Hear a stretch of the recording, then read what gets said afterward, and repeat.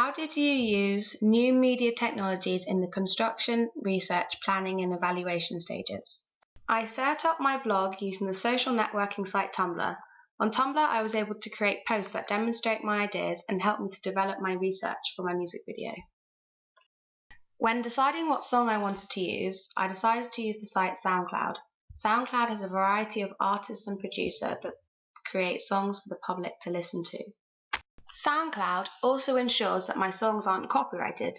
This means that my song and video won't be deleted off YouTube. The song I ended up choosing was a cover of a Fleetwood Mac song called Dreams. This meant I was able to use a song I was familiar with, yet it wouldn't have any copyright issues on YouTube. In the next stage of my planning, I used Tumblr, Google and my own research to find images appropriate for my genre. I knew I wanted to go for something modern, fresh, and in the indie pop vibe. So this meant I had to listen to music on YouTube, on SoundCloud, and really research my target audience. When deciding on my cast for my music video, I spoke to two friends of mine, Connie Martin and Ned Costello. Them both being in a couple, I thought it was really appropriate for them to be in my music video. I decided it would be a really good idea if we got together as a group of people and watched some music videos and really distinguish what kind of aim of a music video I was going for. So we all sat together and watched Disclosure's video For You and Me and Latch. I really liked the camera angles and the honest vibe it had throughout the video. Using YouTube, it really helped for us to distinguish the kind of theme I wanted to have throughout my music video. They could kind of see what I was going for and I could really picture the outline for my music video. When thinking about my ancillary task and as well as actually getting some photos of Connie and Ned together, I decided to use the Canon 600D digital camera to have a little photo shoot at the set of my music video. This meant I could really picture how my music video was going to entail, and on the way I had some really good backstage shots for my ancillary task and for my blog. At the start of this year, I really wanted to become familiar with using the Canon 600D camera because of course from last year we were using a Sony Handycam, and as working as a 3, you really didn't have to be as independent as I was this year. So to familiarise myself with the tools and uses of this camera, I watched YouTube tutorials and PowerPoints and SlideShare so I could really get to grip of how to use the camera and so I could make my video as professional as possible. Using the Canon 600D camera was a completely new thing to me. I had never used a technology with such good quality before, so it was really hard to get to grips with it, but I managed to come to terms with it after a while, and I think I began to get a flow towards the end of my shooting. As obvious as it sounds, I did find my iPhone really useful in the planning and construction stages of my music video. I made a group chat with me, Connie and Ned, and I was really able to message them telling them what to wear and also making sure that they were learning their lyrics before the day of shooting. Being the director and producer for my own media product, I really learnt to understand how important communication is in the media industry.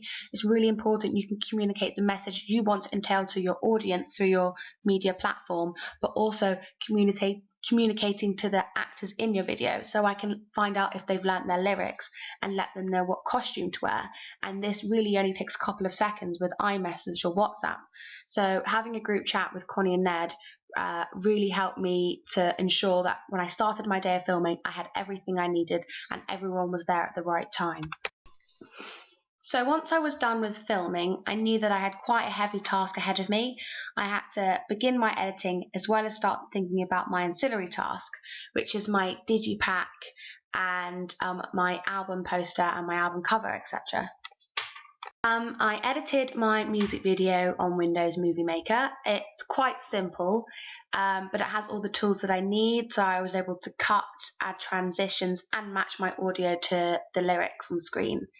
I did find it quite hard at points to actually match the singing with the lyrics, but with practice and cutting and refining, I was able to hopefully match up to the audio. I did actually use Adobe Premiere for some of my editing, especially with the scene when Connie is facing towards the audience, but I felt that the shot was too wide and I used Premiere to cut it in so that the focal point wasn't on the background but it was on Connie. When making my first cut, I again used YouTube to upload it for that platform. YouTube was really useful because I was able to show my classmates and show my peers. So then I was then able to receive feedback. Some of my friends emailed me, some of them posted comments on Twitter, and some of them just told me face to face.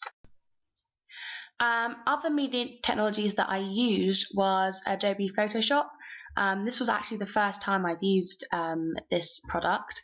It was quite difficult to come to terms with at the start because it's just something that you really just have to get used to. But I felt it was really good when creating my digipack because I know that Adobe Premiere is actually used by professionals, so I thought I was really going to be able to create a professional vibe for my digipack. Using Photoshop, I was able to really do anything I really wanted to do with my digipack. I could add text, I could change the filter, the colouring, the dimensions, really anything I wanted to do. It was quite exciting to really be able to create something really professional. And then when I was done with my digipack and I felt like it was suitable for my genre, I posted it on Tumblr. On reflection, I can really see how important media technologies are, especially within the production of a music video. I know that sounds pretty obvious because obviously you need actual technology for the production, but I'm talking about social networking. I found YouTube very useful, especially because you were able to receive comments, likes, dislikes, and feedback from your peers and feedback from anyone who actually wanted to comment themselves. YouTube was a really good platform. It didn't take long to upload, and I really felt quite proud at the end of the course because now I feel like my music videos up there with actual music videos that are being shown on TV. So you do feel a sense of pride when it comes to thinking about that. I also think that Tumblr was really good. From last experience, we used Blogspot. Blogspot did have some difficulties. I feel like Tumblr actually looked more professional and I could post pictures, audio, videos without any problems with links and everything. On the course, I used Adobe Premiere, Windows Live Movie Maker, a Canon 600D camera, a fisheye lens. I used Paint for simple cutting and cropping, and I used PowerPoint. These 6 tools really helped me to create the aim for my music video. I was able to use these to create an honest and professional finish for my music video.